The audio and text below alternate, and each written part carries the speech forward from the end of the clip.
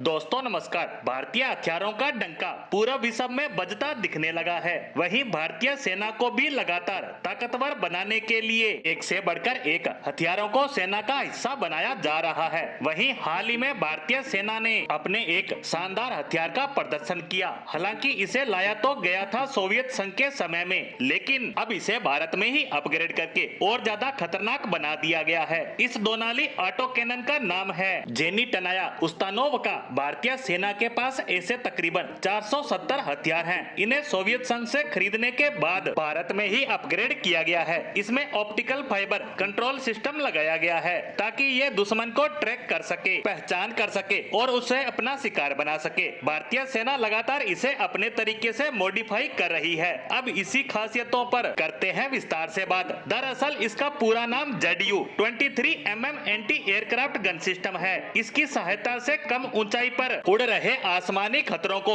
बेहद ही सटीक तरीके से निशाना बनाया जा सकता है। ये gun system gas operated action पर काम करने में सक्षम है। एक ऑटो कैनन गन सिस्टम का वजन 0.95 टन, लंबाई 10 फीट और नली की लंबाई 6.5 फीट है, यानी लंबी दूरी तक इसके गोले हमला करने में सक्षम है। वहीं इस पूरे सिस्टम की चौड़ाई 9.5 फीट और ऊंचाई 4 फीट है और इसे चलाने के लिए 2 लोगों की आवश्यकता होती है, जिसमें एक गनर और दूसरा कमांडर। इसमें 23 मिलीमीटर कैलिबर के गोले लगते हैं और ये -10 डिग्री से लेकर +90 डिग्री तक के कोण पर दुश्मन पर हमला करने में सक्षम है, वो भी 360 डिग्री घूमते हुए। सबसे बड़ी खासियत की बात करें तो यह गन सिस्टम 1 मिनट में 2000 गोलियां दागने की क्षमता रखता है। साथ ही 2.5 किलोमीटर तक स्टिक हमला बड़ी आसानी से कर सकती है। गोलियां 50 राउंड की बेल्ट के तौर पर लगती है। इसमें 4 तरह की गोलियां लगाई जा सकती है, जैसे BZT, OFZ और APDST। इसमें सबसे कम स्पीड में BZT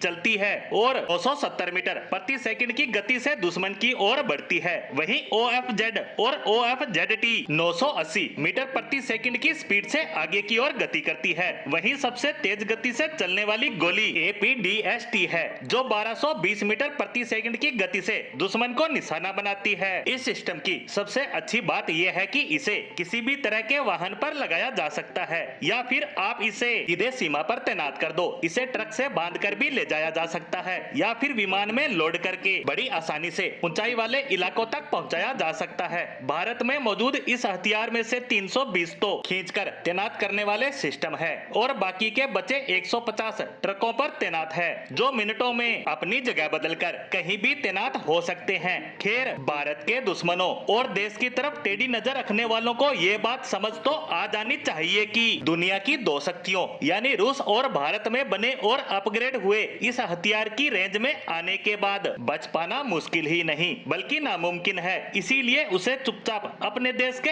अंदर की समस्याओं पर ध्यान देना चाहिए, न कि भारत पर। इसी के साथ भारतीय सेना के इस हथियार से जुड़ी हमारी आज की पोस्ट को यहीं विराम देते हैं। धन्यवाद।